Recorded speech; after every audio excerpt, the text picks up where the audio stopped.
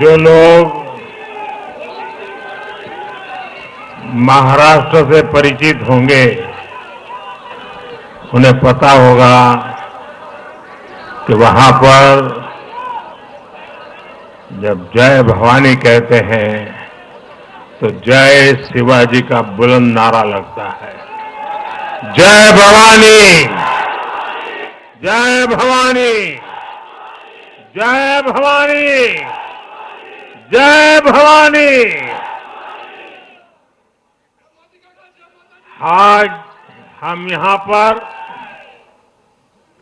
एक और ऐतिहासिक महाविजय का उत्सव मनाने के लिए इकट्ठे हुए हैं।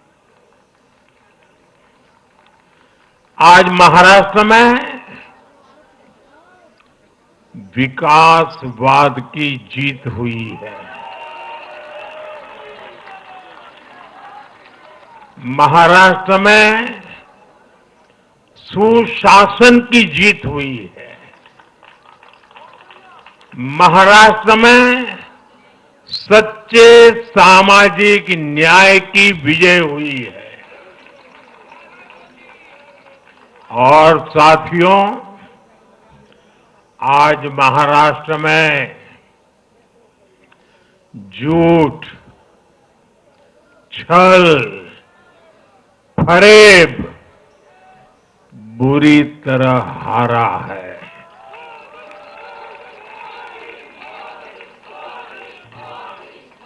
विभाजनकारी ताकतें हारी है। आज नेगेटिव पॉलिटिक्स की पराजय हुई है। आज परिवारवाद की हार हुई है। आज महाराष्ट्र ने विकसित भारत के संकल्प को और मजबूत किया है। मैं देश भर के भाजपा के, एनडीए के सभी कार्यकर्ताओं को बहुत बहुत बधाई देता हूं, उन सबका अभिनंदन करता हूं।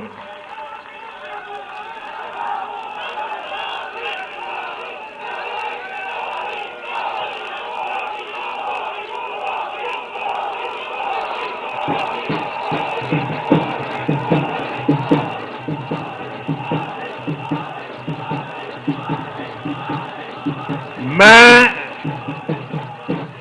श्री एकनाथ शिंदे जी,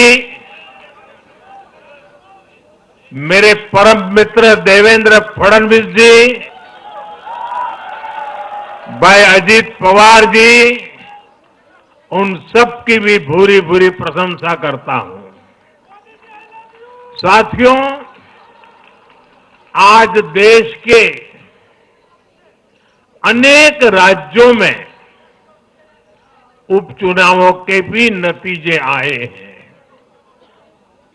नड्डा जी ने विस्तार से बताया है, इसलिए मैं विस्तार में नहीं जा रहा हूं। लोकसभा की भी हमारी एक सीट और बढ़ गई है।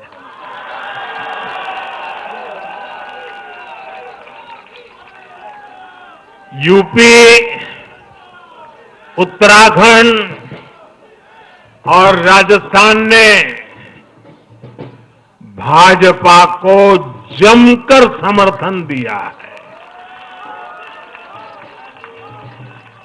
असम के लोगों ने भाजपा पर फिर एक बार भरोसा जताया है। मध्य प्रदेश में भी हमें सफलता मिली है। बिहार का समर्थन बढ़ा है।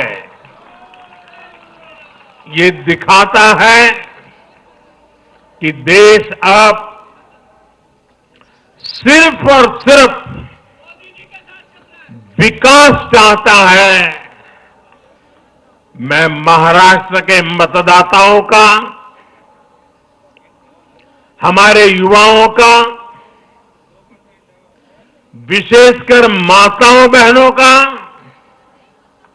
हमारे किसान भाई बहनों का, देश की जनता का आदरपूर्वक नमन करता हूं।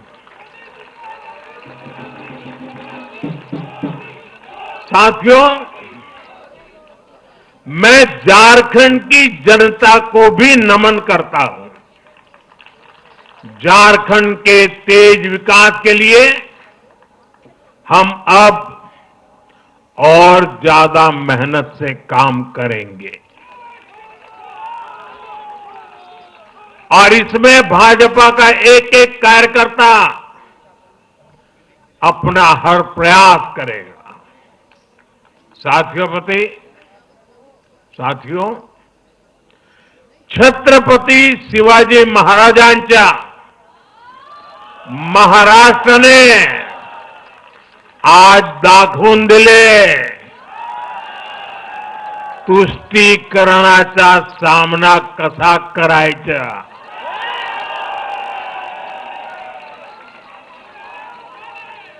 छत्रपती शिवाजी महाराज, शाहूजी महाराज, महात्मा फुले, सावित्रीबाई फुले, बाबा साहब आंबेडकर, वीर सावरकर, बाला साहब ठाकरे,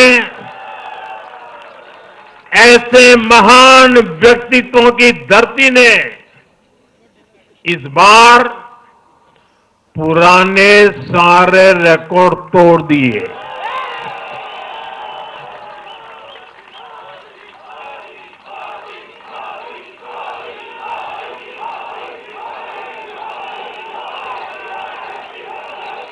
और साथियों, बीते 50 साल में किसी भी पार्टी या किसी भी प्री पोल अलायंस के लिए ये सबसे बड़ी जीत है 50 साल के बाद।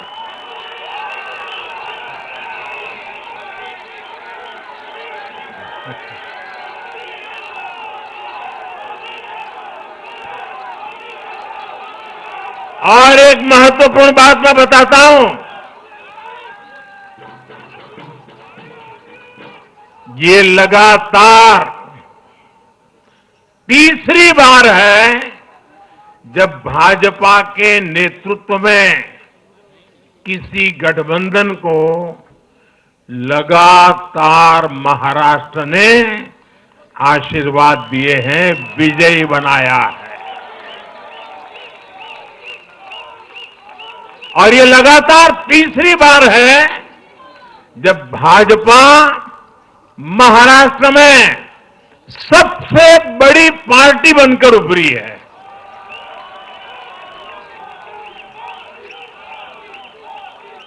साथियों, ये निश्चित रूप से ऐतिहासिक है। ये भाजपा के गवर्नेंस मॉडल पर मुहर है।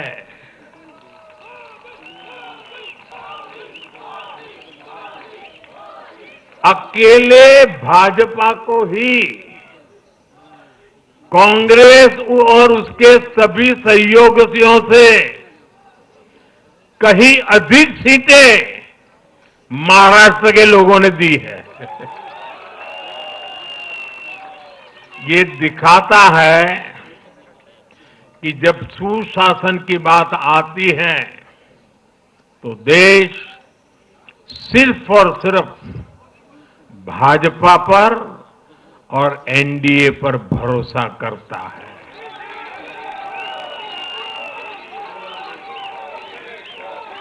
साथियों, एक और बात है जो आपको और खुश कर देगी।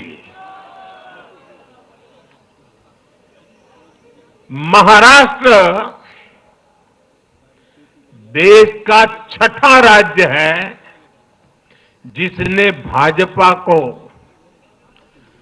लगातार 3 बार जनादेश दिया है।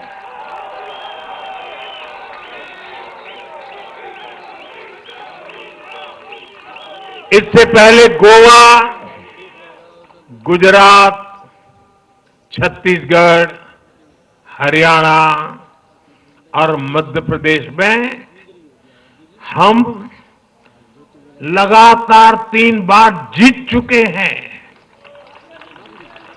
और बिहार में भी एनडीए को 3 बार से ज्यादा बार लगातार जनादेश मिला है और 60 साल के बाद आपने मुझे तीसरी बार मौका दिया, ये तो है ही है।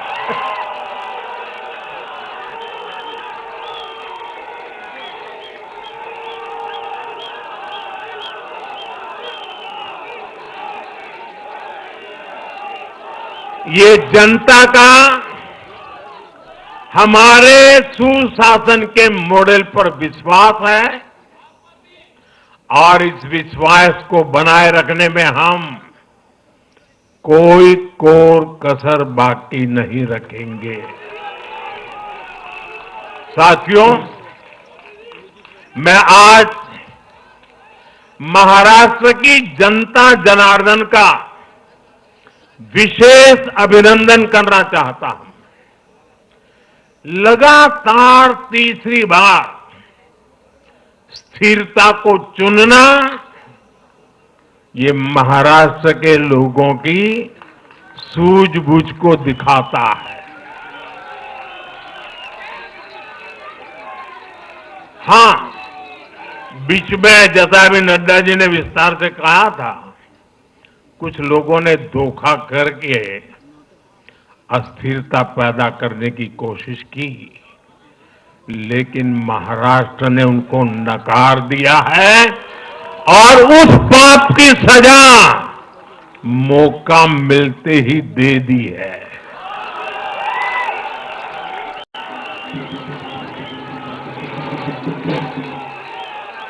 साथियों, महाराष्ट्र इस देश के लिए एक तरह से बहुत महत्वपूर्ण ग्रोथ इंजन है। इसलिए महाराष्ट्र के लोगों ने जो जनादेश दिया है, वो विकसित भारत के लिए बहुत बड़ा आधार बनेगा। वो विकसित भारत के संकल्प की सिद्धि का आधार बनेगा। साथियों, हरियाणा के बाद महाराष्ट्र के चुनाव का भी सबसे बड़ा संदेश है एकजुटता। एक है तो एक है तो एक है तो ये आज देश का महामंत्र बन चुका है। कांग्रेस और उसके इकोसिस्टम, उन्होंने सोचा था कि संविधान के नाम पर झूठ बोलकर, आरक्षण के नाम पर झूठ बोलकर एससी, एसटी, ओबीसी को छोटे छोटे समूह में बांट देंगे। वो सोचते थे सब बिखर जाएंगे। कांग्रेस और उसके साथियों की साजिश को महाराष्ट्र ने सिरे से खारिज कर दिया है। महाराष्ट्र ने डंके की चोट पर कहा है, एक है तो एक है तो एक है तो सेब है के भाव ने जाति, धर्म, भाषा और क्षेत्र के नाम पर लड़ाने वालों को सबक सिखाया है, सजा की है।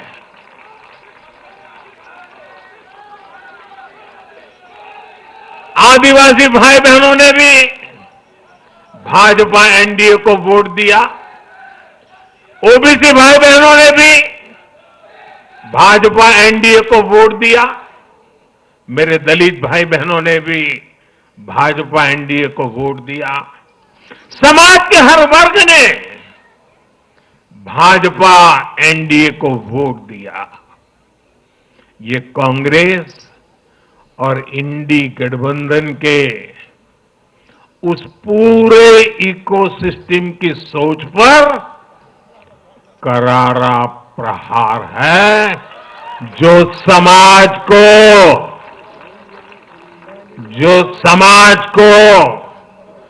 बांटने का एजेंडा चला रहे थे। साथियों,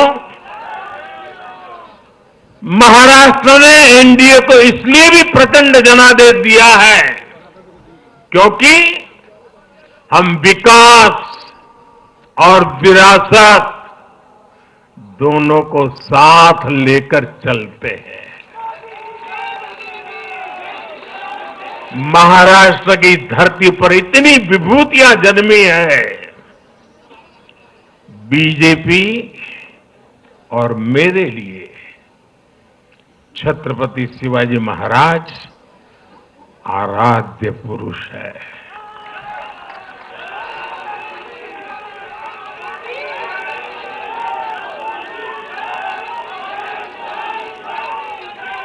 धर्मवीर छत्रपति संभाजी महाराज हमारी प्रेरणा है।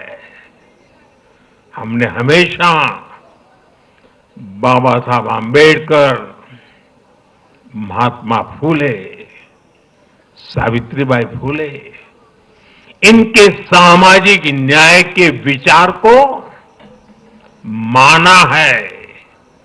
यही हमारे आचार में है, यही हमारे व्यवहार में है।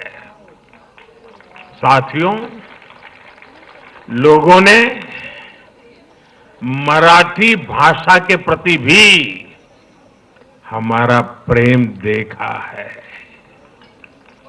कांग्रेस को वर्षों तक मराठी भाषा की सेवा का मौका मिला, लेकिन इन लोगों ने इसके लिए कुछ नहीं किया।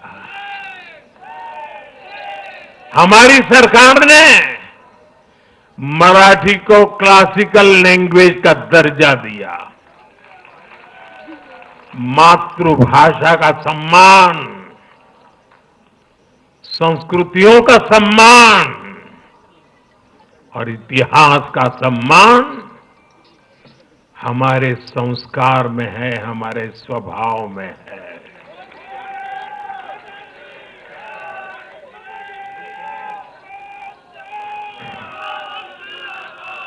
और मैं तो हमेशा कहता हूं, मातृभाषा का सम्मान मतलब अपनी मां का सम्मान।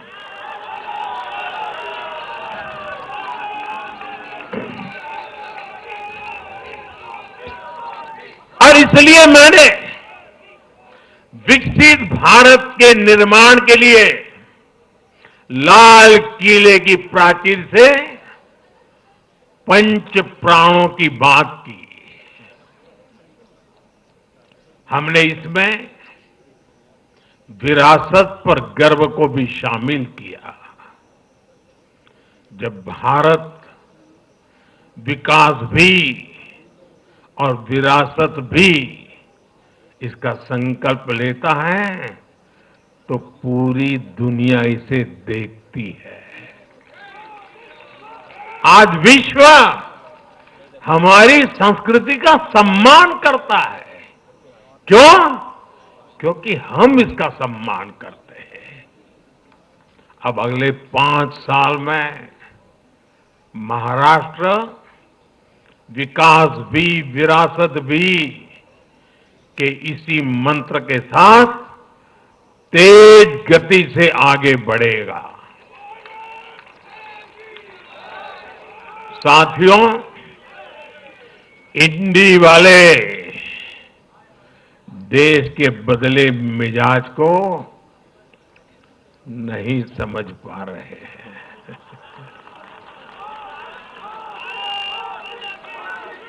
ये लोग सच्चाई को स्वीकार करना ही नहीं चाहते। ये लोग आज भी भारत के सामान्य वोटर के विवेक को कम करके आंकते हैं। देश का वोटर, देश का मतदाता अस्थिरता नहीं चाहता।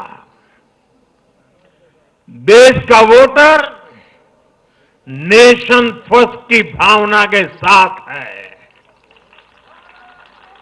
जो कुर्सी फर्स्ट का सपना देखते हैं, उन्हें देश का वोटर पसंद नहीं करता। साथियों, देश के हर राज्य का वोटर दूसरे राज्यों की सरकारों का आकलन भी करता है। वो देखता है कि जो एक राज्य में बड़े बड़े प्रॉमिस करते हैं, उनकी परफॉर्मेंस दूसरे राज्य में कैसी है। महाराष्ट्र की जनता ने भी देखा कि कर्नाटका, तेलंगाना और हिमाचल में कांग्रेस सरकारें कैसे जनता से विश्वासघात कर रही है। ये आपको पंजाब में भी देखने को मिलेगा।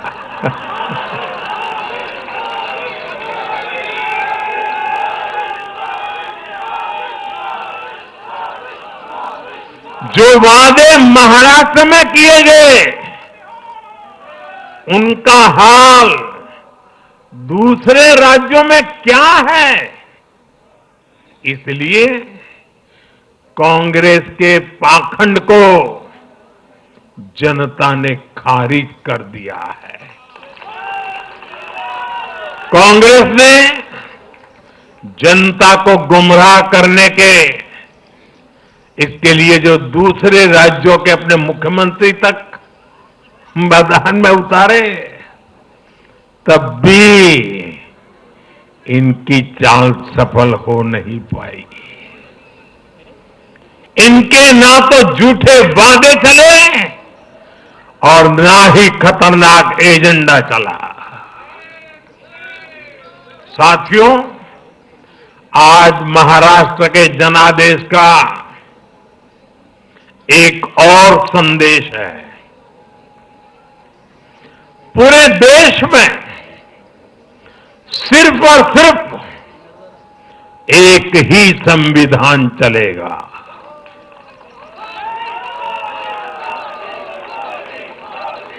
वो संविधान है बाबा साहब आंबेडकर का संविधान, भारत का संविधान।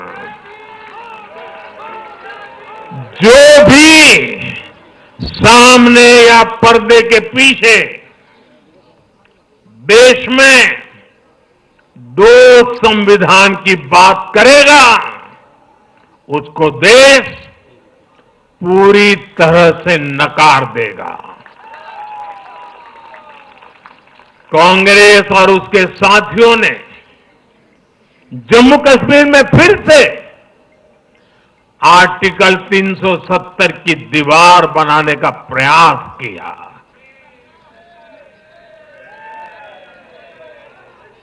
वो संविधान का भी अपमान है। महाराष्ट्र ने उनको साफ साफ बता दिया कि ये नहीं चलेगा। अब दुनिया की कोई भी ताकत,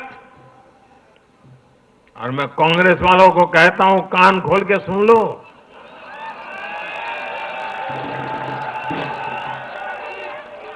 उनके साथियों को भी कहता हूं, अब दुनिया की कोई भी ताकत 370 को वापस नहीं ला सकती।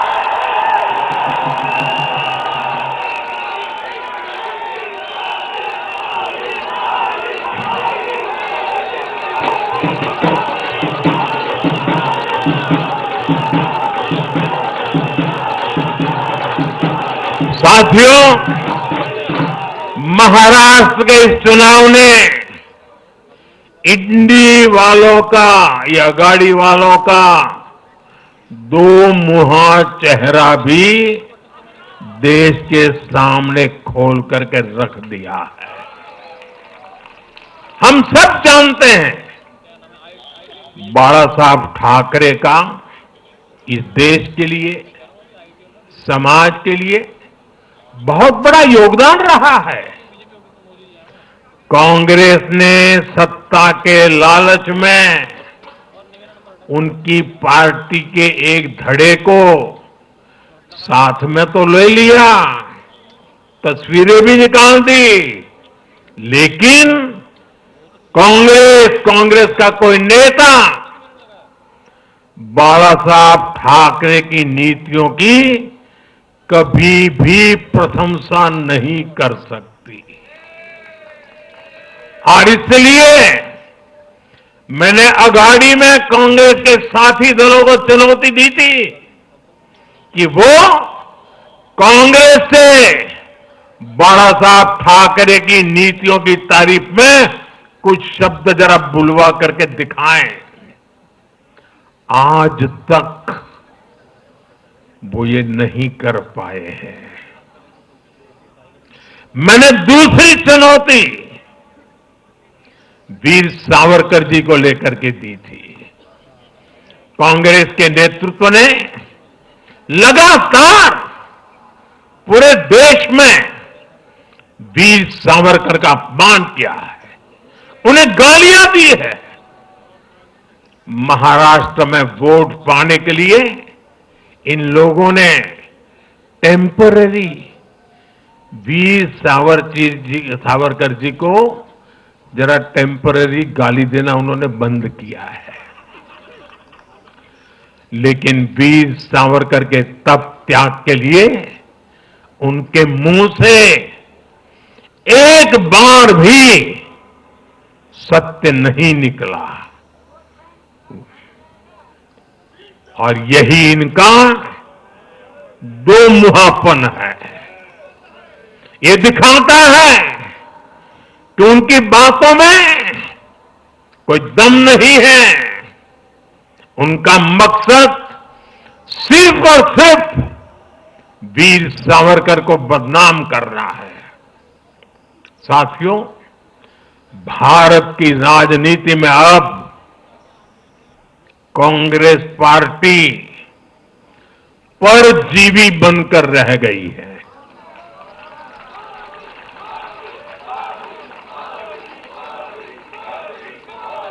कांग्रेस पार्टी के लिए अब अपने दम पर सरकार बनाना लगातार मुश्किल हो रहा है। हाल ही के चुनावों में जैसे आंध्र प्रदेश, अरुणाचल प्रदेश, सिक्किम, हरियाणा और आज महाराष्ट्र में उनका सुपड़ा साफ हो गया।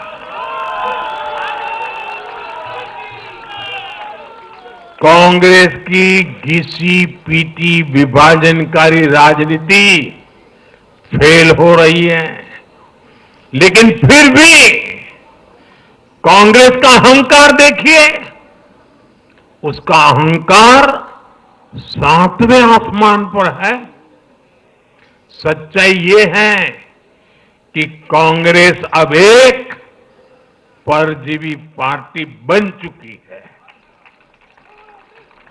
कांग्रेस सिर्फ अपनी ही नहीं बल्कि अपने साथियों की नाव को भी डुबो देती है।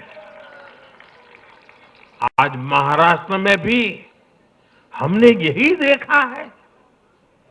महाराष्ट्र में कांग्रेस और उसके गठबंधन ने महाराष्ट्र की हर 5 में से 4 सीट हार गई। दिल्ली के लोग तो चौंक जाएंगे। हालात ये थी कि 2014 में इन लोगों ने सरकार से जाते जाते दिल्ली के आसपास की अनेक संपत्तियां वक्फ बोर्ड को सौंप दी थी।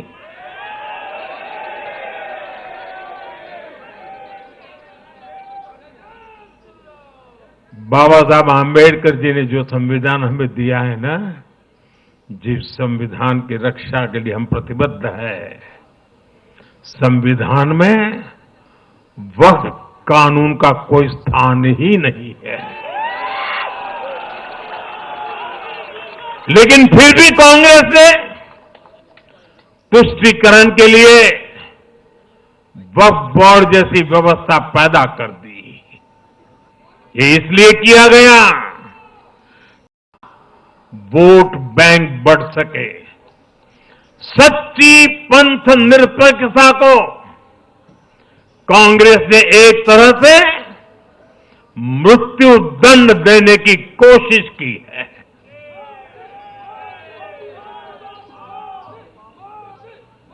साथियों, कांग्रेस के शाही परिवार की सत्ता भूख इतनी विकृति हो गई है कि उन्होंने सामाजिक न्याय की भावना को भी चूर चूर कर दिया है।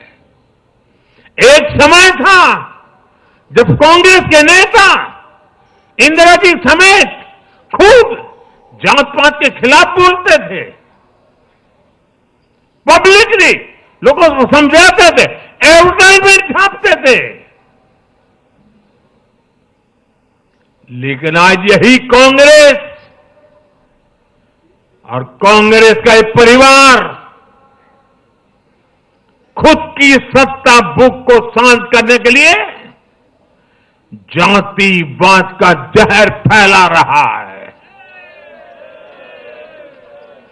इन लोगों ने सामाजिक न्याय का गला घोंट दिया है।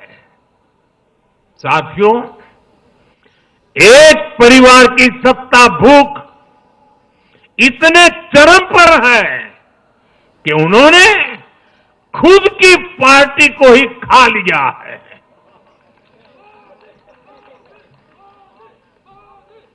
देश के अलग अलग भागों में कई पुराने जमाने के कांग्रेस कार्यकर्ता हैं, पुरानी पीढ़ी के लोग हैं जो अपने जमाने की कांग्रेस को ढूंढ रहे हैं। लेकिन आज की कांग्रेस के विचार से, व्यवहार से, आदत से उनको ये साफ पता चल रहा है कि ये वो कांग्रेस नहीं है। इसलिए कांग्रेस में आंतरिक रूप से असंतोष बहुत ज्यादा बढ़ रहा है। उनकी आरती उतारने वाले भले आज इन खबरों को दबा के रखे, लेकिन भीतर आग बहुत बड़ी है। असंतोष की ज्वाला भड़क चुकी है। सिर्फ एक परिवार के ही लोगों को कांग्रेस चलाने का हक है। सिर्फ वही परिवार काबिल है, दूसरे नाकाबिल हैं। परिवार की सोच ने, इस जीत ने कांग्रेस में एक ऐसा माहौल भी बना दिया कि किसी भी समर्पित कांग्रेस कार्यकर्ता के लिए वहां काम करना मुश्किल हो गया है। आप सोचिए, कांग्रेस पार्टी की प्राथमिकता आज सिर्फ और सिर्फ परिवार है। देश की जनता उनकी प्राथमिकता नहीं है। और जिस पार्टी की प्राथमिकता जनता न हो, वो लोकतंत्र के लिए बहुत ही नुकसानदायी होती है। साथियों, कांग्रेस का परिवार सत्ता के बिना जी नहीं सकता। चुनाव जीतने के लिए लोग कुछ भी कर सकते हैं। दक्षिण में जाकर उत्तर को गाली देना, उत्तर में जाकर के दक्षिण को गाली देना और विदेश में जाकर देश को गाली देना।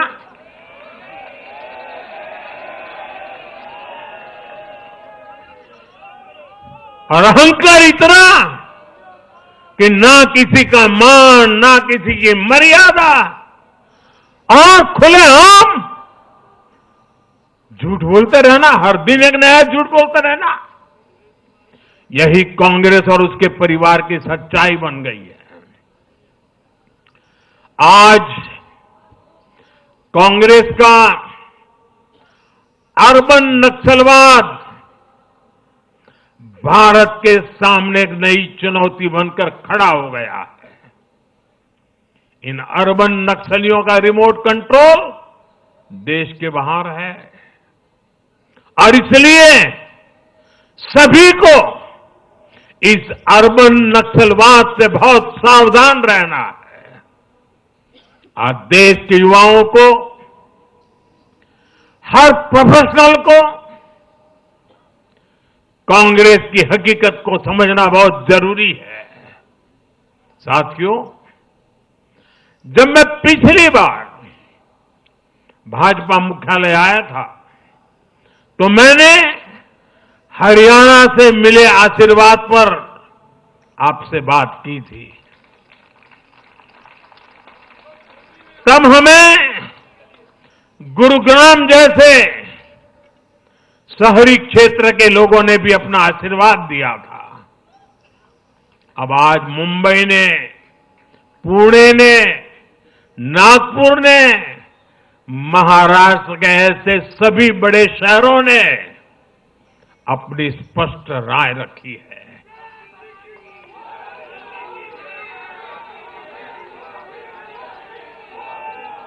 शहरी क्षेत्रों के गरीब हो, शहरी क्षेत्रों के मिडिल क्लास हो, हर किसी ने भाजपा का समर्थन किया है और एक स्पष्ट संदेश दिया है। यह संदेश है आधुनिक भारत का, विश्व स्तरीय शहरों का। हमारे महानगरों ने विकास को चुना है, आधुनिक इंफ्रास्ट्रक्चर को चुना है और सबसे बड़ी बात, उन्होंने विकास में रोड़े अटकाने वाली राजनीति को नकार दिया है। आज बीजेपी हमारे शहरों में ग्लोबल स्टैंडर्ड के इंफ्रास्ट्रक्चर बनाने के लिए लगातार काम कर रही है। चाहे मेट्रो नेटवर्क का विस्तार हो, आधुनिक इलेक्ट्रिक बसें हो, कोस्टल रोड और समृद्धि महामार्ग जैसे शानदार प्रोजेक्ट हो, एयरपोर्ट का आधुनिकीकरण हो, शहरों को स्वच्छ बनाने की मुहिम हो, इन सभी पर बीजेपी का बहुत ज्यादा जोर है। आज का शहरी भारत ईज ऑफ लिविंग चाहता है और इन सब के लिए उसका भरोसा बीजेपी पर है, एनडीए पर है। साथियों, आज बीजेपी देश के युवाओं को नए नए सेक्टर्स में अवसर देने का प्रयास कर रही है। हमारी नई पीढ़ी इनोवेशन और स्टार्टअप के लिए माहौल चाहती है। बीजेपी से ध्यान में रखकर नीतियां बना रही है, निर्णय ले रही है। हमारा मानना है कि भारत के शहर विकास के इंजन है। शहरी विकास से गांवों को भी ताकत मिलती है। आधुनिक शहर नए अवसर पैदा करते हैं। हमारा लक्ष्य है कि हमारे शहर दुनिया के सर्वश्रेष्ठ शहरों की श्रेणी में आए और बीजेपी एनडीए सरकारें इसी लक्ष्य के साथ काम कर रही है। साथियों, मैंने लाल किले से कहा था कि मैं 1,00,000 ऐसे युवाओं को राजनीति में लाना चाहता हूं जिनके परिवार का राजनीति से कोई संबंध नहीं। आज एनडीए के अनेक ऐसे उम्मीदवारों को मतदाताओं ने समर्थन दिया है। मैं इसे बहुत शुभ संकेत मानता हूं। साथियों, अरे चुनाव आएंगे जाएंगे, लोकतंत्र में जय पराजय भी चलती रहेगी, लेकिन भाजपा का एनडीए का ध्येय सिर्फ चुनाव जीतने तक सीमित नहीं है। हमारा ध्येय सिर्फ सरकार बनाने तक सीमित नहीं है। हम देश बनाने के लिए निकले हैं। हम विकसित भारत बनाने के लिए निकले हैं। भारत का हर नागरिक, एनडीए का हर कार्यकर्ता, भाजपा का हर कार्यकर्ता दिन रात इसमें जुटा है। हमारी जीत का उत्साह हमारे इस संकल्प को और मजबूत करता है। हमारे जो प्रतिनिधि चुनकर आए हैं वो इसी संकल्प के लिए प्रतिबद्ध है। हमें देश के हर परिवार का जीवन आसान बनाना है। हमें सेवक बनकर, और ये मेरे जीवन का मंत्र है, हमें सेवक बनकर देश के हर नागरिक की सेवा करनी है।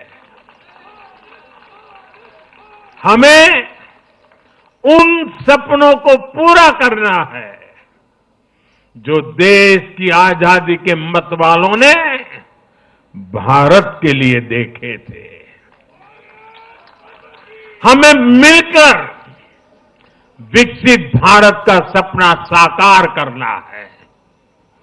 सिर्फ 10 साल में हमने भारत को दुनिया की 10वीं सबसे बड़ी इकोनॉमी से दुनिया की 5वीं सबसे बड़ी इकोनॉमी बना दिया।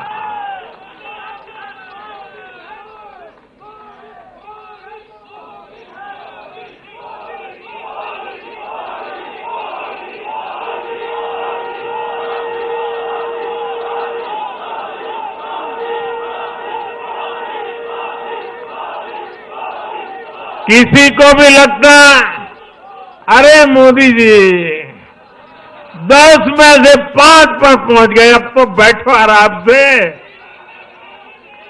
आराम से बैठने के लिए मैं पैदा नहीं हुआ।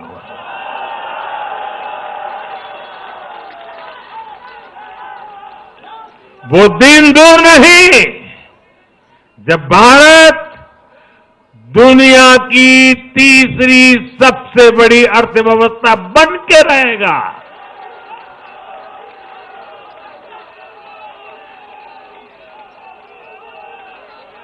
हम मिलकर आगे बढ़ेंगे, एकजुट होकर आगे बढ़ेंगे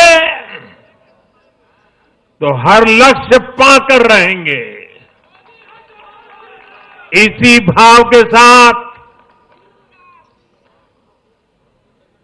एक है तो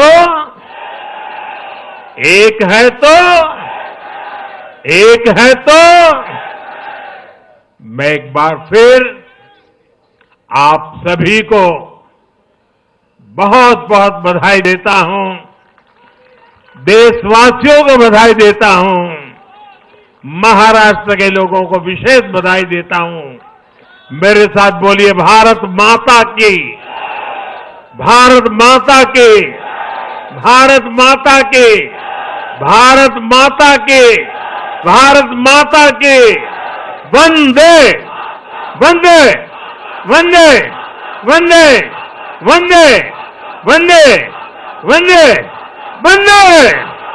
बहुत बहुत धन्यवाद।